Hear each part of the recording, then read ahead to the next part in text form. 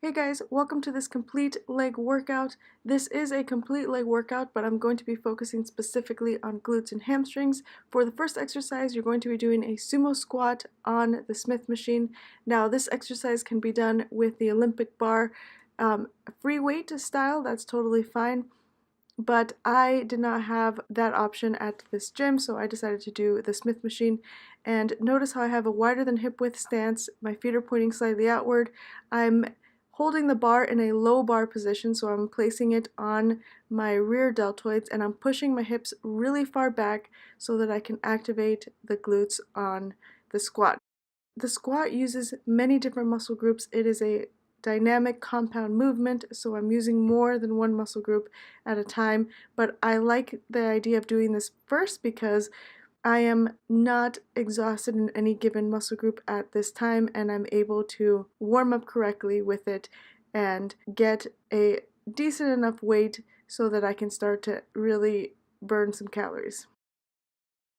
The next exercise is going to be a dumbbell Romanian deadlift. So my feet are pointing forward, they're about hip width apart, and I start with the dumbbells on my sides, keeping my spine neutral, so I'm not allowing my head to come up as my body hinges from the hip.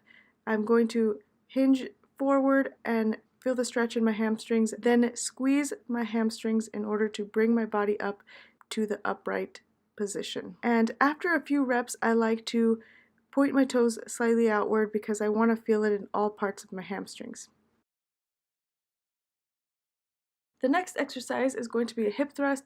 I had to get a little bit creative here because the Smith machine that I had at this gym felt awkward doing the hip thrust and I don't have a free bar, so I got creative and used the pulley system here. I used a balance ball and I have to say that it was pretty difficult to do this exercise like this. I could have used a cushion for my hips. They were a little bit sore, but not too bad that I would not do this exercise again. I definitely would. I felt it a lot in my core because I had to stabilize the balance ball, so I definitely believe that it is an effective exercise, although I don't necessarily like the instability of it because I did feel it a lot more in my core than I did in my glutes when I do the traditional style. Next is going to be the pulley kickback, and this exercise is definitely a must if you're going to be doing any glute isolation or glute focused workout. Here you want to make sure that your body is pulled forward from the hip. So I find this exercise far more effective when my torso is parallel to the ground. And notice how I don't kick straight back, I kick out kind of at an angle, and that is because the major movement of the glute is to abduct. So I like to pull back and abduct at the same time, and I really feel that in my glutes, and I feel that that is the most effective way to target them. Definitely give that a try instead of going straight back. Now, when you do go straight back, you definitely feel it, but you want to make sure not to strain your lower back because that can happen.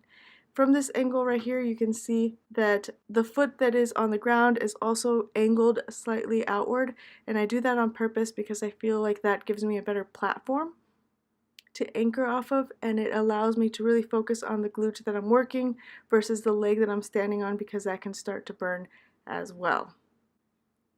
The following exercise is going to be a kettlebell swing, and I love this exercise. This is also a dynamic movement. Very important to recognize that this is not an upper body movement. I am pushing forward in a hip hinge thrust maneuver with my hips. So I'm not using my upper body to bring the kettlebell up. The reason the kettlebell moves up is as a result from the power in the hips. I have a wider than hip width stance here. My toes are also pointing slightly outward. That is a theme to activate the glutes. And after that, we're going to move right into walking lunges. Here I have 25 pounds on each side, and I'm trying my hardest not to lean forward, and I want to create 90-degree angles with my knees.